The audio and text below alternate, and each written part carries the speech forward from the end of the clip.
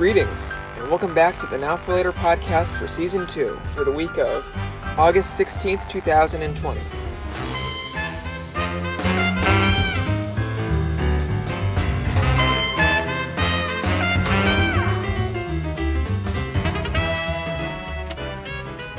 Alright, greetings and salutations, everybody. Welcome back to the Now for Later podcast. It feels good. It does. Feels good. We're back. Things are a little different, though, since the last time we spoke. We're not back in the booth. No, I fear that we may never be back in the booth. Nope. Which is kind of sad. But eventually we will have a more stable situation. But right now we're recording this in the parking lot of Kohl's. Yes. On Elm Street in Enfield, Connecticut, if you know where that is. I have some ice water, if you can hear it. Some good little audio tickling for your ears. ASMR. And it's been a minute since we've talked to you guys. It has been. Our Season 1 came to an unceremonious and very abrupt end when Yukon told us, go home, get away from here. Mm-hmm. They said, hey, there's this new thing called COVID-19. And your spring break, why don't you take an extra long, take another 2 weeks? And so we said, okay. Well, do as you say, oh wise one. And then 2 weeks came and went, and, we were getting ready. And then they said, you know what? Rest of the semester. Why don't you all stay home? And we said, that seems smart. This COVID-19 thing sure is becoming a big deal. It is. And I prophesized before we left that this would kill half the world's population. I will never forget this. I've told this to, I think, every single person I've seen. Mikey G and I were having a conversation in passing one day. I think it was sometime after Curious Incident, and which feels like ages ago, by the way. But COVID-19 was starting to, happen. It was mostly overseas still. I think it just got to Italy. And I was being foolish, and I thought that COVID-19 was going to be another one of those headlines that you read in the news, and then we forget about it 2 weeks later. Much like the XIII thing that swept through Connecticut. Swept through meaning it killed like 2 people in 6 months. Coronavirus was going to be more akin to like Ebola, where it was a big deal, but it wouldn't really change society as we knew it. No. Well, with Ebola, like, how did you contract Ebola? Mm-hmm. I believe it was just like I don't know if it was airborne. It definitely was not airborne. I feel like it may have been, like, if I touched a surface and I had it, like, with my, like, bodily fluids on it, like saliva or something like that, not anything other than that. But I feel like it spread that way. Yeah. Which made it to me like, okay, like, just be careful with what you touch, like, or try not to touch your face. But that's kind of true of the flu season anyways. Yeah. And Ebola never came to the American Northeast. Yeah, the great state of Connecticut. No, but this being a respiratory illness, yeah, which also happens to mimic symptoms of the flu or the common cold, it's hard to spot. But also, just sitting in close proximity or, for prolonged amounts of time with someone who may have it could pose a risk. And, pre-existing conditions also make it worse. Yeah. But it was such a big deal, I think, immediately. Like, seeing what it did in China, people were like, ooh, you got to watch out for this. Yeah. But for some reason, people in America thought, oh, we're America, like, we can stop this. Like, no, you can stop something that you can't see or feel or hear, like, it just kind of exists. Yeah. Which makes it particularly difficult.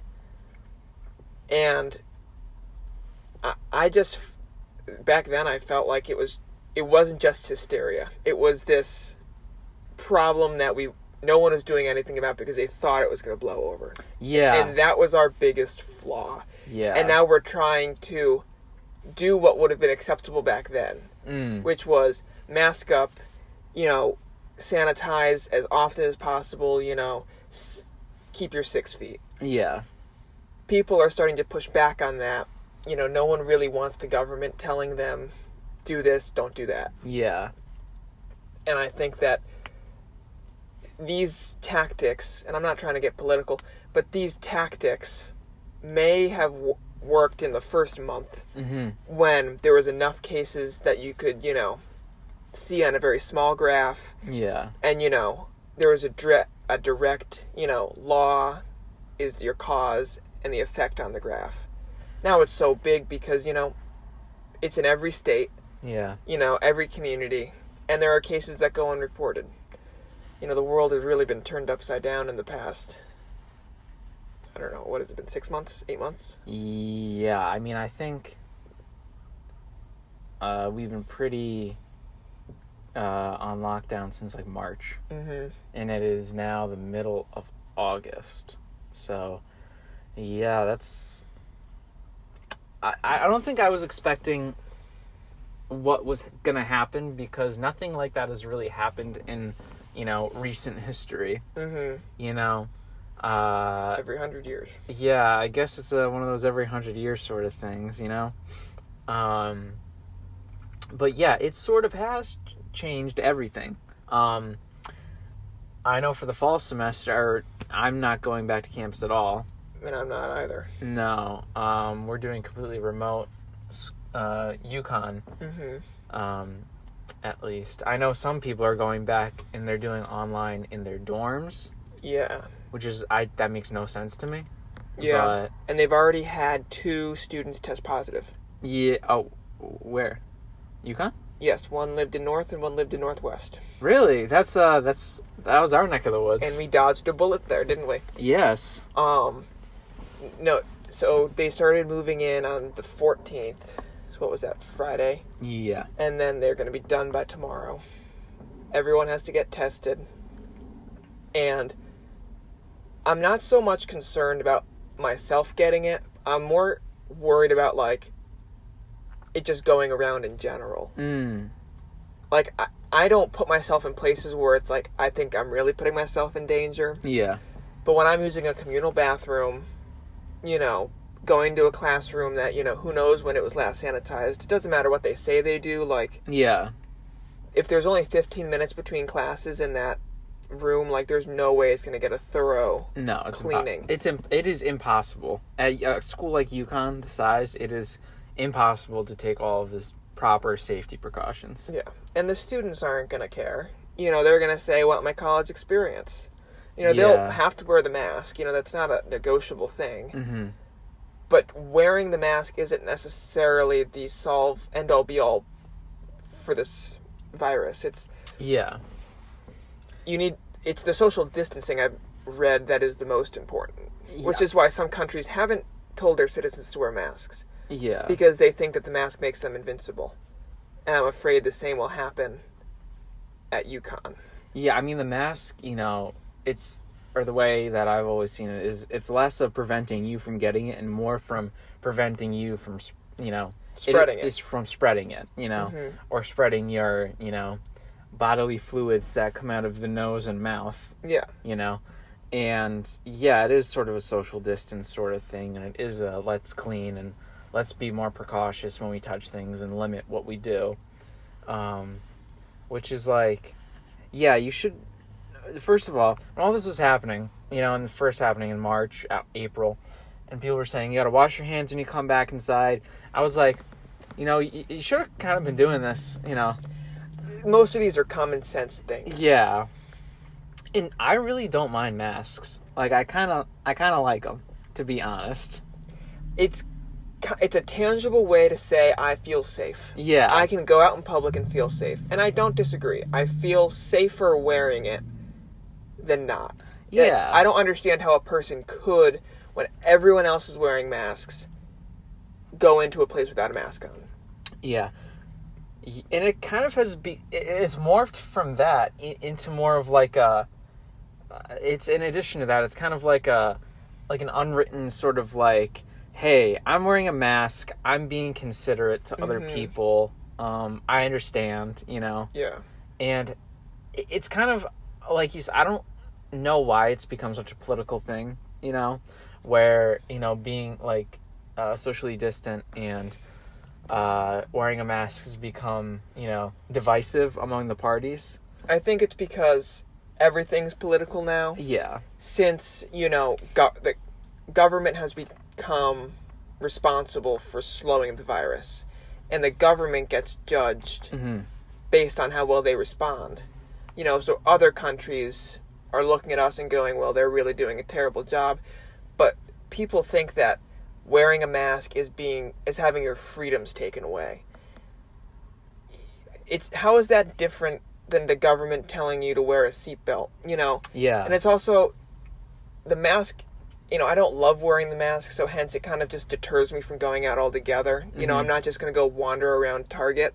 Yeah. Like, it kind of forces me to go, okay, like, is this a necessary trip? Like, do I need something? Yeah. And I have found myself doing more just I go on a drive as my way to get out of the house, not I go to a specific location.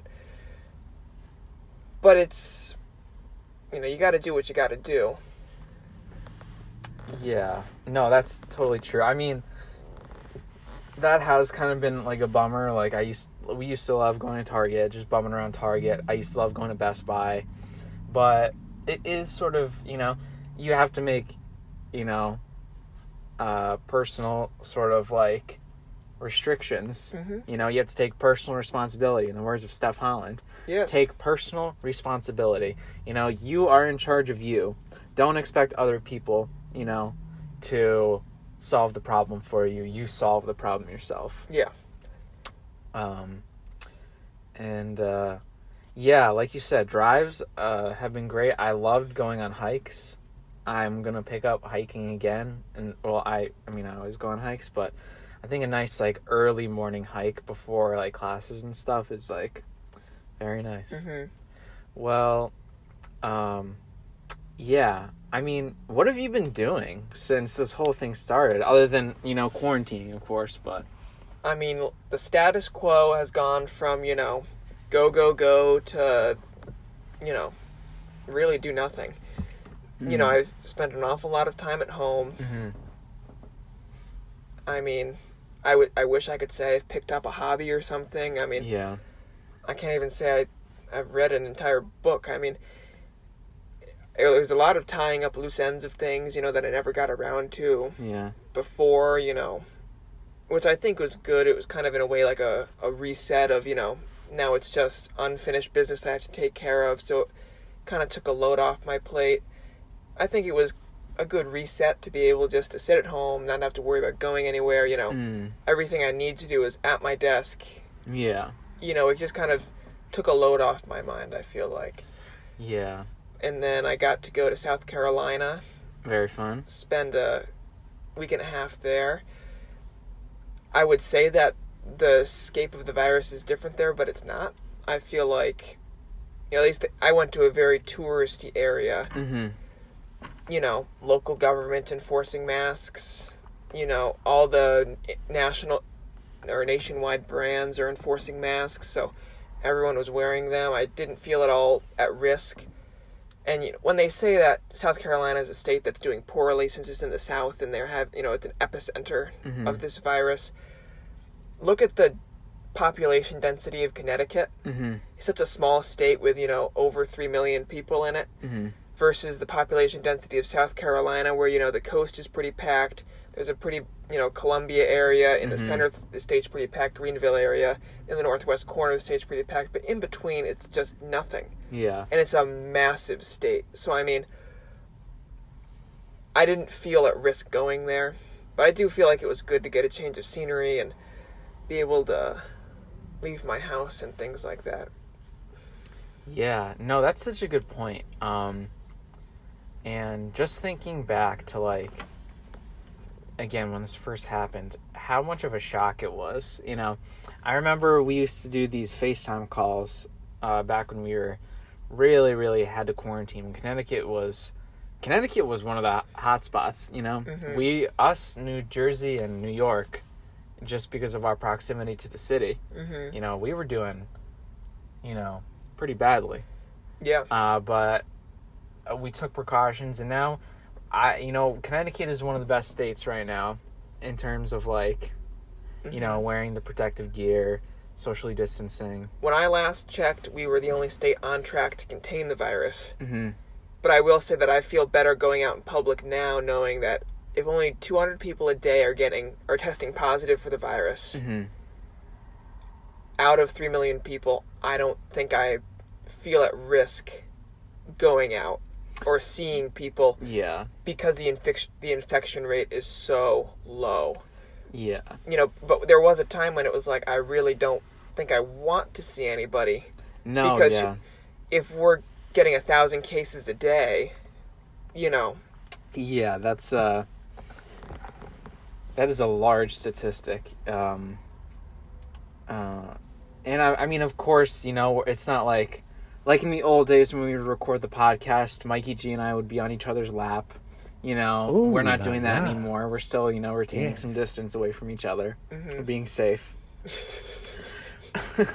We're no longer sharing our drinks or,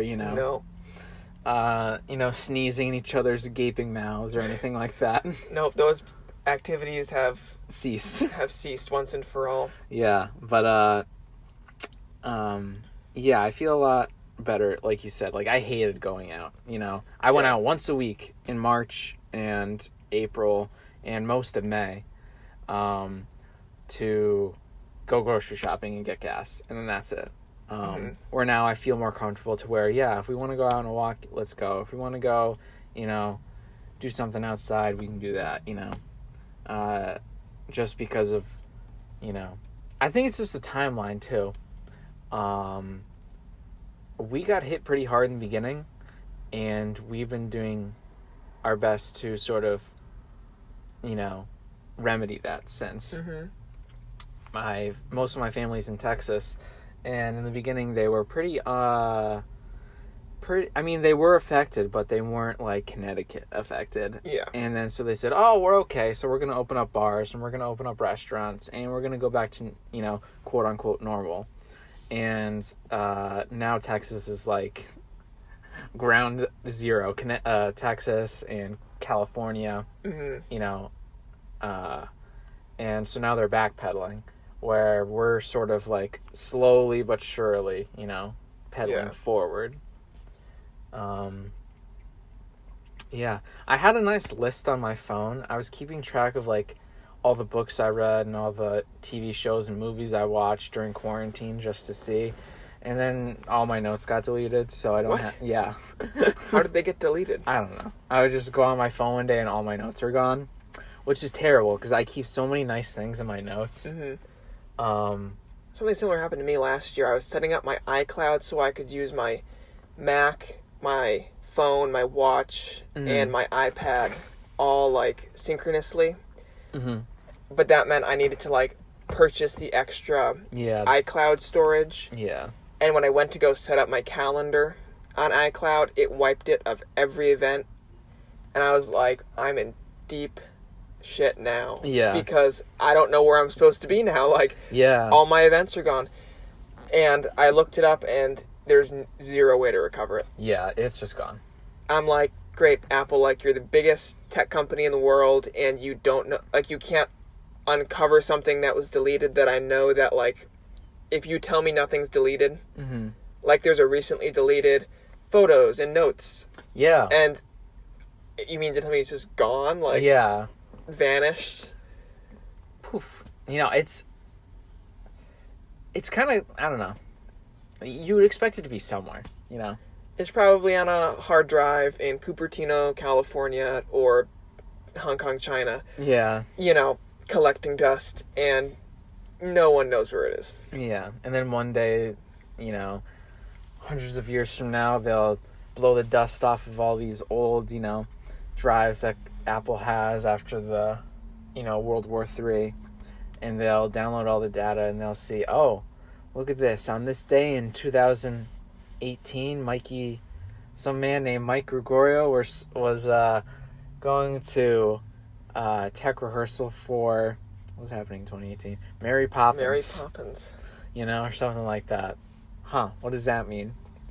We don't even speak normal human language anymore. No, it's all cryptic alien. Yeah, okay, summer 2020.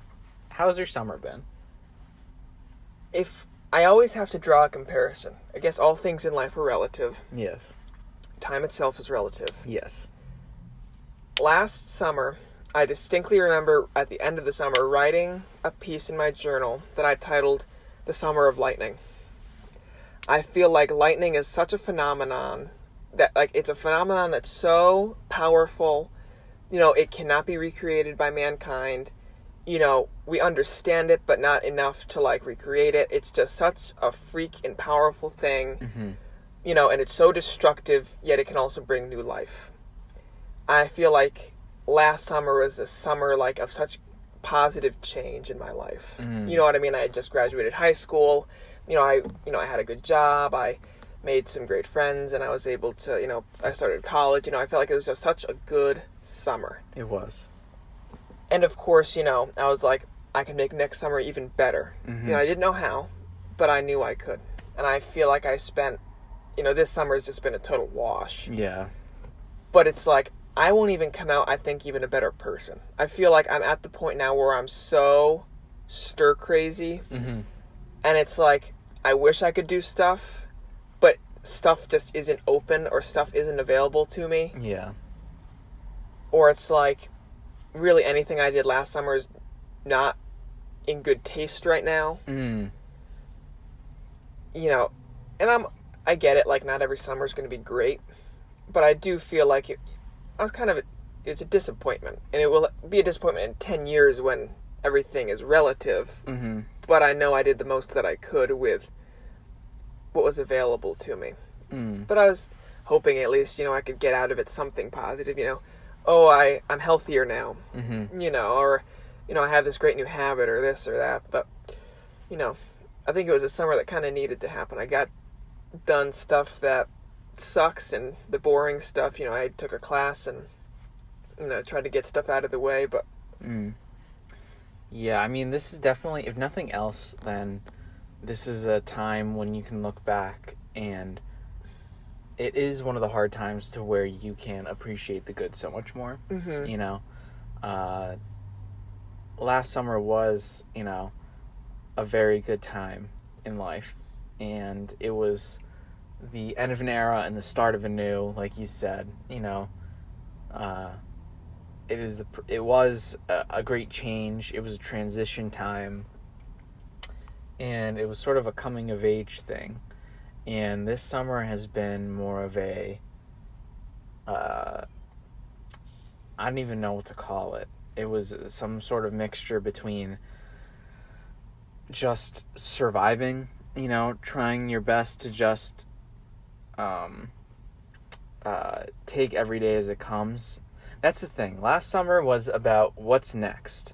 This summer is about what's happening now, And, other than just working and occasionally seeing friends, I'd have to agree I didn't do anything really this summer. I usually go down to Texas. I obviously am not going down to Texas right now. I haven't seen any family. I just, just exist. Yeah. It definitely, it's been rough. I feel like everyone has had it hard in different ways. Some people it's a more tangible or quantifiable, financial difficulty or, stuff like that. But I feel like being a college student or someone, a student even, just in general, since I'm not entirely financially independent, and I got very lucky, my parents, get to keep their jobs and whatever. I do feel like, though, it's kind of emotionally difficult because you're taken out of your element. I love being home. I feel like it's a very comfortable place for me, but it's only comfortable to an extent. Yeah. I kind of need to be with my people and do my own things and have my own space and, be able to be free, and not in like the I'm a free American sense free, but like without anyone telling me what to do free. Yeah. I don't really know. It's difficult because I can't work autonomously, but nobody can. Everyone has to work together, you know, to end this pandemic. I don't, you know, it doesn't mean I know these people, but, you know, we all need to do our part. Yeah. And we know what that part is, albeit wearing a mask or, you know, staying home if you think you're high risk. Yeah. So. Yeah, that's, again, the words of Steph Holland, harken back. Personal responsibility. Very important. Very, very important. There are some good things, though. You know, let's, then, you know, we don't try to be too depressing all the time. There are good things that happen in life. You recently... got a small dog. You did. Also called a puppy. Yes, a baby dog. A baby dog. A German Shepherd, whose name is Piper. Very, very... I've seen pictures. I haven't met her, but she seems like she's going to be a sweetheart. She's going to be a sweetheart. I feel like everyone should have a pet. I'm biased towards dogs. I think cats are kind of, you know, they're heartless animals in my mind. You know, they're very self-oriented. I feel like dogs give unconditional love. Yeah. I love my old dog. I love my new dog. You know. Rest in peace, Juliet. Rest in peace. I mean, dogs are great. And I think one good thing about not going to campus for the fall is I can spend it at home and I can spend time with my dog. Yeah. That's the thing. You have to... I was talking with some people about this, this online school thing. I know a lot of students are going to go through that this semester. And you can see it as, like, a disadvantage, or you can see it as, you know, why is this happening? Which is totally fine. You know, you have every right to, and you're valid to feel those ways. But, you know, I like to think, you know, how can you see this as an opportunity? You know, this, you know, is a situation that probably won't happen very many times in the future. So how can you use this time as an opportunity to do something that you couldn't normally do if we were at UConn in stores? You know, set goals, trying to do new things, trying to experience new things, you know, in a safe way. I think these are all great things that you can do remotely, you know. I got a new job. You know, I'm thankful for that. That's a great thing. Unfortunately, I'm no longer at the diner, which stinks. But I still am in communication with Christos. Are you? Yeah, we text a lot. Good. He's doing well, but they just, they're not, you know, they have no need for waiters or waitresses. But they did open. Yes, they closed for March and April, and they opened up in May for takeout and pickup. Wait, no, those are the same delivery and pickup. And then I think there are a few tables open, but Christos, who is an owner, and the other owner just do that themselves. Which is totally fine. You know, I go in sometimes. I'll see him, I'll get some food. He'll usually give it to me for free. That's a blessing. But I have a new job now. I'm installing solar panels, which is... it's a thing of the future. Solar is a thing of the future. It's the future now. Yes, that is very true. It is the future now. And that's been an experience. But... Oh, that's adorable. Mikey G just showed me a cute picture of his puppy. His baby dog. The baby doggy. I want to pet that dog. Oh. I want to pet that dog. I haven't been on TikTok since... It's a dead social media. We did a whole episode or a half an episode about TikTok. It is... To me, it's dead. I feel like I see the same thing over and over and over again. It's about to get banned by the U.S. government, like the apocalypse is coming. Like, all that was good with the world is just getting ripped from us. I was, because, you know, Anna and Kelly and, you know, everyone's still on TikTok. I stopped using it around what is it? Probably March, just because that was in the throes of I'm just sitting in the same chair for 12 hours a day, doing homework and playing Animal Crossing and watching Tiger King, because that was the thing to do in March. It was. Was to play Animal Crossing and watch Tiger King. And in between those sessions, when I would get bored and I would scoot over an inch, I would go on my phone and I would just boot up TikTok and I would just mindlessly scroll through all the videos. And then I'm like, what? This is pretty bad for my brain. I think I'm going to read. And so I deleted TikTok and I have not been on it since. I re-downloaded the app though, because if it is going to get banned, I want the app on my phone. Yeah. Just so, in case I can't download it again, they take it off the App Store. I want it just on there. Yeah. But I have not seen anything. The popular sounds. Last night I had the strangest dream. Dead. I think that's a thing of the past. That was my favorite one. It makes me think of the booth. Dude, hearing things like, she takes my diamonds and my pearls. I said, thank you, I designed it. That one reminds me of the booth. What else? Oh my god, do you know what reminds me of Yukon? I see you at the movies. Oh, we did. Dude. Or did Regan make one? We made two with her, remember? I don't think it was that sound. I think it is the same sound, because we did one backstage and then... Oh, you're right. And then we did one in the audience. That one, man... Doesn't that make you feel weird how, that was this year? It's very strange. And I felt like we were just getting into our element. Dude, that's the biggest thing, is, first semester of college, it was exciting and it was all new, but I was very scared. Yes, and I feel like that's the way all freshmen are. Mm-hmm. All freshmen show it differently. Some people think that I just need to party a lot to get liked and to make friends. I think both you and I took approach that was not that. No, it was quite reclusive, where we're gonna stay in every night. But I didn't see anything wrong with that. I definitely feel like it made me comfortable, and it didn't cause my anxiety to explode and overtake me. So I felt like I did what made me comfortable. Yeah, I mean, there's nothing wrong with staying in a dorm and watching movies and playing video games and stuff, because we did make friends. Yeah. And then second semester, we did start, getting into our own. We weren't party animals, but we were going out to places. Mm-hmm. We were stepping out of the comfort zone and meeting all these new people. And then we're not doing that. No. It was definitely, an inconvenient time.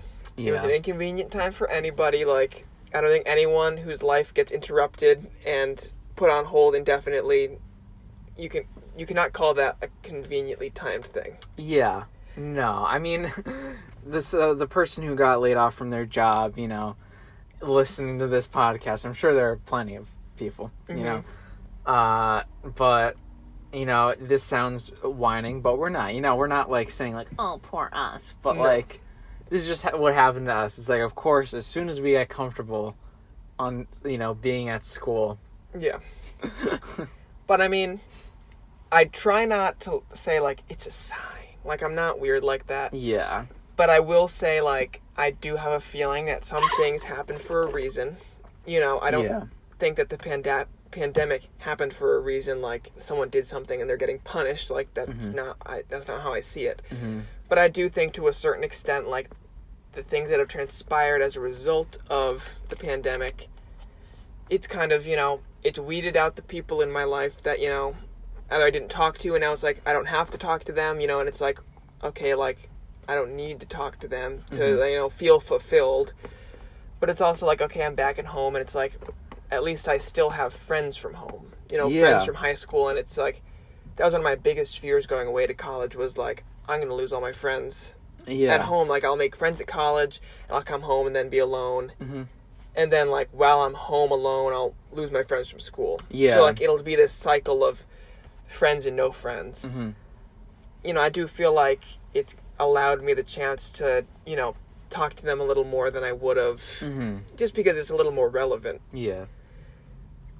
And, I don't really know what other signs, if that's what one wants to call them, I've seen, but... Yeah. No, I mean, it shows you, times like this sort of show you the meaningful relationships in your life. And both of us, we both have some really great friends back home. Mm-hmm. And we have some great friends who are, going to UConn. Yeah. One of my best friends, and one of your best friends, Anna Abu Francis, a listener of the podcast, is going to UConn. It was the greatest news I received all spring. Yeah, it was pretty I was not expecting it. Nor was I. And it was pretty cool. And yeah, I mean, we're sort of going through this together, and we're making friends, and we're keeping our friends at home, and if anything, our friends at home, I think we've gotten closer, yeah. Man, what else? What is something that we need to talk about? Where have we been? I think they know where we've been. It Yeah. hasn't really changed, Yeah. Since it started. I mean, life is, while everything's going on, we're doing nothing. It's a very odd, paradox of, Yeah. we need to do the most we possibly can to stop the virus by doing nothing. Mm-hmm. It sounds odd, but it's the truth. It is the truth. But I will say that any good news, even if it's so inconsequential, I will take. Yeah. Vaccine starts phase 3 trials, still 6 months away. I'm glad we got to phase 3. I was going to say, It's whether or not I'm going to get the vaccine does not matter. I'm just glad to know they're working on one. Mm-hmm. And that, at some point, end of this year, early next year, they could have one ready. And, we could finally start to slip into normal. Not new normal. Normal. Yeah. Yeah. I mean, things are nuts, man. We're in a very different world than we were when we recorded our last podcast, but you can't really be happy or be sad about that. You just have to, experience it. Yep. And you have to deal with it, the world does not cater to your specific likes and dislikes. No. It is ambivalent. No. So you just sort of have to take things as they come, Yep. And I'm sure that a future podcast we'll discuss, the longer term implications, or we'll look back on this time and we'll say, oh, how stupid, and we overreacted and whatever, we don't know how this is going to play out now, but, we're now. We'll see what comes later. Exactly. This is, as the title suggests, this is a pin in time. We want to look back on this time. I've been listening to some of our old podcasts, and how weird was it, mentioning that we were on campus, that we were going to the Jorg, we were working. Just how different life can change in the matter of months, thinking even long term, once we're out of college, how are we going to see this when we're adults, or how are we going to look back on this time in the history books? Can't really tell. No. This is how we feel now. This is sort of the climate of how socially we're changing, how as a society we're sort of morphing into this, new form. We'll see. Everything that has happened in this world, and everything that ever will happen, brings with it positive change. Look at, any war. The War of 1812. Any war is horrible. Yeah. People died, countries ruined, landscapes destroyed. Mm-hmm. But 5, 10, 15 years after the fact, once the dust has settled and people can see, well, it's not that bad. Mm-hmm. We are not figures or the result of politics. We're not the result of, these earthly, forces that pull and push us in certain directions. Human life is, at its very essence, it just exists. Mm-hmm. We are at the mercy of government. We are at the mercy of other people. Mm-hmm. But we are entitled to live our lives without such forces. Mm-hmm. And it might seem like I'm an American citizen, but above all, I'm a human being. It doesn't matter the color of my skin. It doesn't matter the job I hold or the school I go to. One day, once the dust settles, we will all see life with new, refreshed eyes. That is true. No one makes it out of this life alive, Mikey G. Nope. Nobody makes it out alive. So we just have to take perspective into account. That we do. And know that one day the dust will settle and this too shall pass. Amen. Amen. Well, I think that's where we've been. Yeah, that's sort of bringing you up to speed. We are really excited to start, producing this podcast again. If not for everyone's sake, for our own sake, It's sort of a nice little, start of the week, end of the week, depending on how you see Sunday. And it's a nice way to sort of take into account, life as we know it. And it is our little time capsule opening in 20XX. Yes. We have some really cool shows coming out in season 2. We have a lineup of 11 more episodes after this, and we've thought it all through, and we have some guests that we're going to have. And we're going to have some really nice, engaging topics that make us think and make us smile and make us cry. So even if you're listening to this right now, and you either haven't listened to season 1, which I highly recommend you do. Yes. Or if you've listened to season 1, you go, well, they could have done better. Guess what? Season 2 is going to be better. It's going to be way better. You got to hit us with a subscribe, a follow, a like, and you got to share. If you, even a single line of a podcast, if you can text it to your friend and say, I just listened to Now for Later. Guess what? Liam said the most profound thing. You got to listen to it. Mikey G said the most profound thing. In sync, we both said the most profound thing. Yeah. It, help spread this little base of listeners and make our voices heard. Make your voice heard. Yes. Let us know what you think. Let's make everyone's voice heard. Because your voice matters. That it does. All right. So, we're at the end of our episode. We're going to have we're bringing back Mikey G Libs. We're going to have a new segment. Mike's going to helm a segment. And it's going to be a surprise for the next time you listen. It's going to be very exciting. Thank you all for listening. Again, as Mikey G said, subscribe, like, follow us on SoundCloud. And, we hope you enjoyed this podcast. And we're very excited to be in your ears once more. Yes. All right. Any final words, Mikey G? Have a great week, and God bless. God bless. See you next Sunday, folks.